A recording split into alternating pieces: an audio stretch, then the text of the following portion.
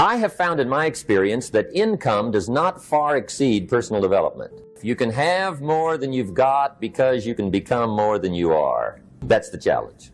Now, sometimes income takes a lucky jump, but sure enough, unless you grow out where it is, it'll usually come back where you are.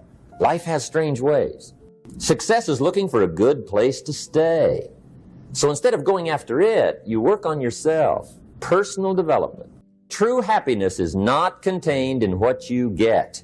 Happiness is contained in what you become. So that's our major subject for tonight, personal development. Of all the assignments Mr. Schoaf gave me at age 25, this was probably the most difficult. I think it's an unending challenge to see what you can become. The next subject is called basic laws, and it's good to study the basics. And I call these basics primarily because they come from the Bible. Now, I'm not a theologian or a minister, and that'll be apparent. But Mr. Schoaf taught me that the Bible was a good textbook for ideas and stories and success equations, how to live the better life. I found out that was true. If you look at your bank account and your income and you're not happy, there are several places in the Bible to check to see what the heck's wrong so you can make the changes. And we're going to cover some of those tonight, called basics. The next subject is my favorite, setting goals. Mr. Schoaf taught me how to set goals. What a favor that was. One morning at breakfast, shortly after I met him, he said, "Jim, let me see your current list of goals, and let's go over them and talk about them." He said, "Maybe that's the best way I can help you get a better direction started." And I said, "I don't have a list." He said, "Well, is it out in the car or home somewhere?" I said, "No, sir. I don't have a list anywhere." He said, "Well, young man, that's where we got to start." He said, "I can tell you right now, if you don't have a list of your goals with you," he said, "I can guess your bank balance within a few $100s. Which he did. And that got my attention. I said, "You mean my bank balance would change if I had a list of goals?" He said, "Drastically." That day, I became a willing student how to set goals. And sure enough, learning how to set goals changed my life. And I often wondered why no one had ever taught me how to set goals up until age 25. Now, the last subject we're going to consider tonight is called the day that turns your life around. The day that turns your life around. And under this subject, we're going to talk about the emotions that can change your life. Human beings are emotional creatures. And emotions are powerful for life change. Now, of course, emotions are so powerful they can go either way on you. Emotions can either build or destroy. So you really have to employ emotions properly. We call civilization the intelligent management of human emotions. If you can intelligently apply your emotions in the right direction, no telling what can happen. Could turn your life around one day would be sufficient. So we'll talk about those. The major key to your better future is you. And I'd like to have you underline two words just to give it some added punch. Underline the word major and the word you. Transfer this to a card or something where you can put it up, where you can see it every day. Preferably put it up where you can see it at the beginning of the day, before you go off to put the day together. This is a good phrase just to glance at, to keep in mind as you're putting the day together. It's called the silent seminar. The only way it gets better for you is when you get better. If you don't like how it is for you, change it. If it doesn't suit you, change it. If it doesn't please you, change it. If it isn't enough, change it. And I challenge you to do that because you can change. See, you don't ever have to be the same again after tonight, only by choice. Start with the little disciplines, get excited over the little disciplines, and get right on those because those will lead to the big ones. You can't handle the big challenges in life unless you take on the little ones. Make a list of all the things you can do. Get right on those. Discipline yourself for those, both for the results and for the muscle and for the practice, so that when life hands you some big challenges, you'll be ready. But see, if you don't handle the small ones, you can't take care of the big ones.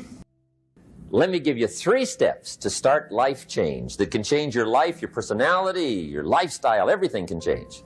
Here's the steps. Number 1, find out how things work. The first key to doing better is find out. To change your life, really, you need ideas. There isn't anything an idea can't change. And Schoaf taught me the major problem is lack of an idea, not a problem. At first, I didn't have any money. I said to Mr. Schoaf, "I don't have any money." He said, "That's not a problem." Now, see, up until then, I always thought it was. I was confused. He said, no, the problem is lack of an idea on how to create money and wealth. It isn't lack of money, it's lack of ideas. So if you get the ideas, see, you can change anything. Now, to get ideas, you need a constant study of finding out. Now, Schoff also said, when you find out something that works, put the information in your journal. Don't use your head for a filing cabinet. Put it in your journal so that you can do the next best thing. Repetition, repetition, repetition. Go over it. And if you repeat it, go over it, sure enough, someday, some mysterious day, the idea takes root, starts to grow, and shows up in your bank account, and your dress, and your personality, and your lifestyle. But capture the ideas in your journal. Find out how things work. Schoff gave me this word for my life change. He said, study. Great word. If you wish to be successful, study success. If you wish to be happy, study happiness. If you wish to be wealthy, study wealth. Don't leave it to chance. Make it a study. Some people just go through the day with their fingers crossed. See, that won't do it. You've got to study the things that can change your economic, social, spiritual, personal life. Now, here's a qualifying phrase.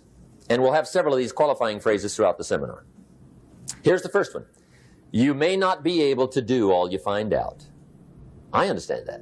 You may not be able to do all you find out, but you should find out all you can do. See, you don't want to wind up at the end of your life and discover that you've lived only 1/10 of it. And the other 9/10 went down the drain. Not for lack of opportunity, for lack of information. So that's number one, find out how things work. Now here's the best human virtue for finding out. Curiosity. Be curious. Number one's curiosity, and number two is excitement.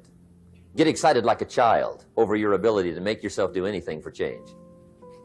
Third is faith. Have faith like a child. Adults are too skeptical. And fourth is trust. Trust is a childish virtue, but the rewards are incredible. So be like a child. Now here's two of the basic laws. Schoff taught me these. They come from the Bible. Now again, I'm an amateur, okay? When it comes to the Bible, I'm not a pro. So you'll sort of have to take my way of putting it. But here they are. The first one is the law of use. The law of use. And it goes something like this. Whatever you don't use, you lose. Lack of use causes loss. You lose automatically when you quit. The same thing goes for all the human virtues.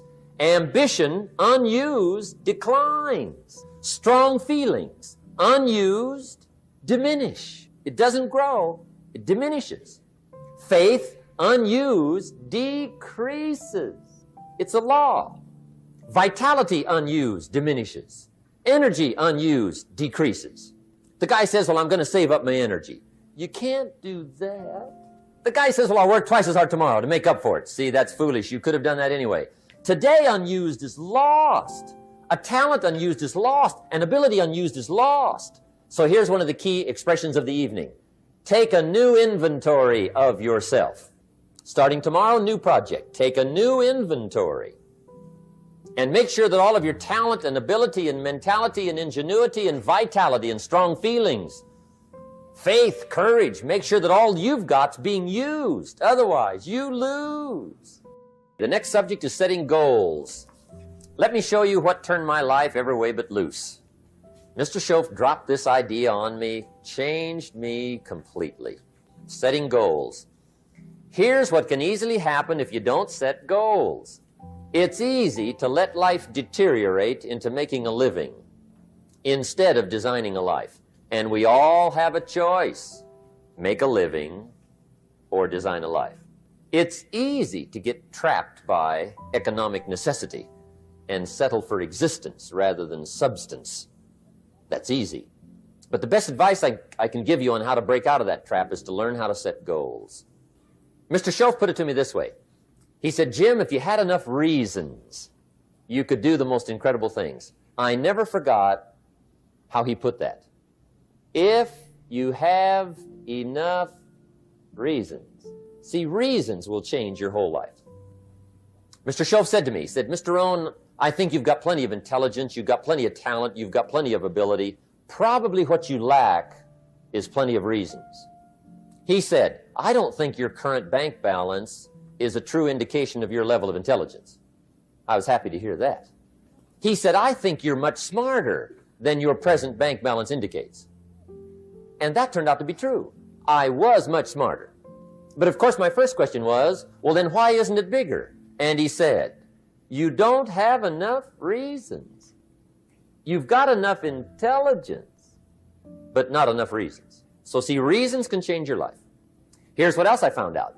Reasons come first, answers come second. You don't get the answers to do well till you get the reasons. Life has a mysterious way of hanging on to all the answers and only gives them up to the people that are inspired by reasons. So reasons make the difference in how your life works out. Now, what are some of the reasons for doing well? Let's go through a quick list called Reasons for Doing Well. First is personal reasons. Some people do well for recognition. Some people do well for respect. Some people do well for the way it makes them feel. They love the feeling of being a winner. Those are good reasons. I have some millionaire friends that keep working 10, 12 hours a day, making more millions. And it's not because they need the money. It's because they need the joy and the satisfaction and the pleasure that comes from being a constant winner. And see, it's not just the money anyway. It's the journey, not the money. Once in a while somebody says to me, boy, if I had $1 million, I'd never work another day in my life. That's probably why the good Lord sees to it they don't get their million, right? They'd quit. They'd quit. Next is family reasons. Some people do extremely well for other people, and that's powerful. Human beings can greatly affect each other. Sometimes we will do things for somebody else we will not do for ourselves. We're made that way. What's got you bombed out of sight to get up early and stay up late and hit it all day? What's got you turned off? When I found the answers to those two questions, my life exploded into change. I finally found out what had me turned off, and I got that cured. And then I got me a long enough list of reasons to turn me on. And once the lights went on for me, age 25, they've never gone out. I've fallen out of the sky a few times, but I've never lost that drive to make something unique out of my life. See, reasons altered my whole life. Now, there's another list of reasons called nitty-gritty. Hard little reasons. Sometimes those little reasons are the most powerful reasons that can change your life. Sometimes it doesn't take much. Now, let me give you a little simple formula for goal setting. And maybe this will be helpful. First of all, I've divided goals into two parts. First is long range. Long range goals. That's your dreams. Your dreams for the next 3, 5, 10, 20, 30, 40 years. Actually, the rest of your life. Your dreams. You've got to keep dreaming. And if we don't keep dreaming, we will lose the republic. Your better future is a dream for yourself and for your family. Where do you want to go? What do you want to do? What do you want to be? What do you want to see? You've got to dream dreams. There's a Bible phrase that says, without dreams and visions, people perish. You've got to have something to go for that inspires the heart and the soul. You've got to dream. Don't lose your dreams for yourself, for your future, for your family. The dreams of love and enterprise and travel and doing things, becoming something unique on your journey here. Don't lose your dreams.